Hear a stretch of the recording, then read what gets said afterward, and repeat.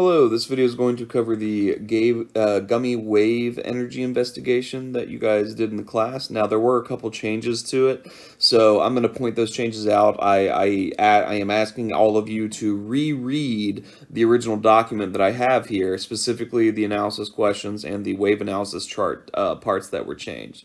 So I'm asking you guys to, you don't have to rewatch the videos or anything, because you already did them. They're all the same, but reread the directions in here to see kind of what's changed about it, and I'll explain those parts as we go through here too, as I'm going through and kind of explaining this. So for this activity, you guys were basically investigating a gummy transverse wave and investigating how energy is transferred between particles. These videos here give a great summation of sort of what's going on and how to build it if you guys are having trouble seeing the build or seeing how to build it. So these videos are great for watching that information. They got little descriptions underneath them about what they're going to show in the video too. How waves work is basically going to it describes basically how waves work. The short version of how waves work is basically it's a particle that has an energy field around it, just like all particles do, because of the forces that are in play for that particle to be in existence. And when that one particle pushes on another particle, it's actually the field around that particle ultimately that will interact with another particle's field, causing a force to be pushed on it or transferring momentum to it of some sort. So really, when we're talking about waves working, we're talking about point particles along the wave, that are pushing on one another or interacting with each other's fields in order to cause energy to sort of travel across the wave, and the point particle energy of this one will push into the next one, causing it to move, and so on and so forth as it rolls sort of down the wave and across the energy wave there.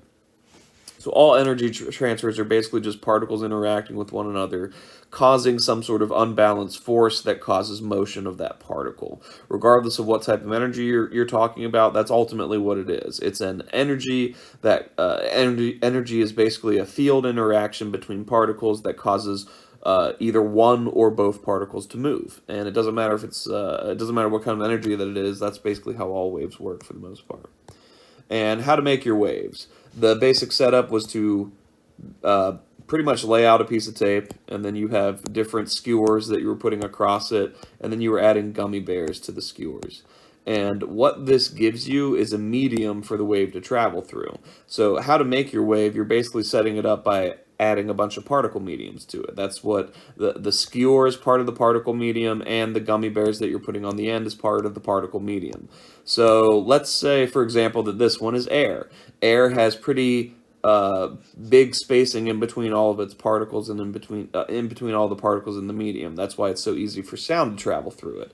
But let's say that you take that same wave and you go and you add a little bit more to it. Let's say that now this is not air that this medium is that it's traveling through. Now this is water, because it has less particle spacing and there's more particles on that same meter long length of duct tape that you have. So ultimately, this would be a higher density wave because it has more particles that the wave has to travel through. Ultimately, what we should be able to see is how the individual amount of particles that's in a different medium can affect the motion of the wave and everything traveling across it. And that's the basic setup for the waves. Again, in the videos that are on this assignment, and then also in the directions here, it lays out pretty detailed what you need to do for that. So make sure you read the directions to be able to make those. In the classroom, I think we used wooden skewers and gummy bears. At home, if you're doing this, just using pencils across duct tape works well, works just as well, just as fine, to be able to see it happen. You just need the slow motion device, which is what we have on here. There we go. Investigation. The investigation that you guys are going to be doing for this is basically checking to see the time it takes for the wave to travel across the entire thing. Now, in order to label this, our wavelength that we're going to use. We made all of our waves the same. If you are at home, your wavelength is probably the 1 meter length that you made. If you are in the classroom, you probably use the 7 meters that we have in the classroom that we stretch the chairs across, basically. So whichever one you used, use that value in your wavelength below. So that'll be based on depending on how long you made your wave, basically. But but the wave that you made basically has the particles on it, and you're going to be tracking the time it takes for the wave energy to travel down to the end, hit the end of where the wave is, and then travel back again. If you remember, for a transverse wave, I'll draw this down here, a transverse wave going away from its equilibrium position when you're measuring the wavelength of it, you have a negative wavelength position going away from equilibrium, and a positive wavelength position going up. Positive going up away from the equilibrium, and a negative wave energy going down away from the equilibrium. So we have this positive and negative section. Well, our positive section is going to be the wave energy traveling. Whoops! Why did that erase? There we go.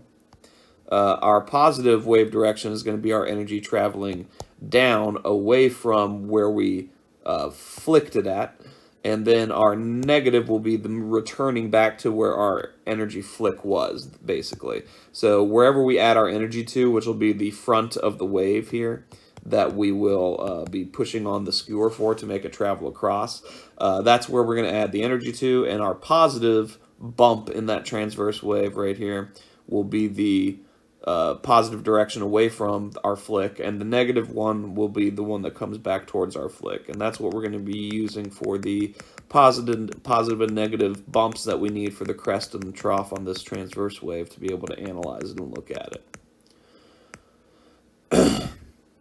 Just a side view of what it should look like. It should look something like this, where we're going to be pushing on one end to a 90-degree angle, and you'll do that for every single wave to make sure that you have the same sort of force that's going to cause the energy to travel across there, so that you can analyze sort of the difference in how long it takes to do that. And that'll ultimately cause the wave to turn horizontally and then eventually just travel across to the end, hit it, and then you'll see it bounce sort of back and spin back across again and go back to the original point. And that's the measurement that we're taking for the time it takes to be able to travel all the way across. That is going to be our period of the wave, because that'll be one positive bump and one negative bump. So we'll go through both ends of that transverse wave, and it will allow us to get the period for the whole wave there, because we are going to track it for the down and then also back section. And that will be the period that we use for the wave. So looking at our graph of data that we're going to be making here, you have low density, medium density, and high density medium. You need to change those on your graph, because I think they were labeled something different, so make sure that you change those into the correct terms that we have now on this assignment, which are right here. And ultimately, your low density, high density, and medium density waves are going to be the different gummy bears that you attach to each. Your lowest density wave, your low density wave, that was the one that had 20 centimeter spacing with the least amount of gummy bears, one all the way across it. Your medium density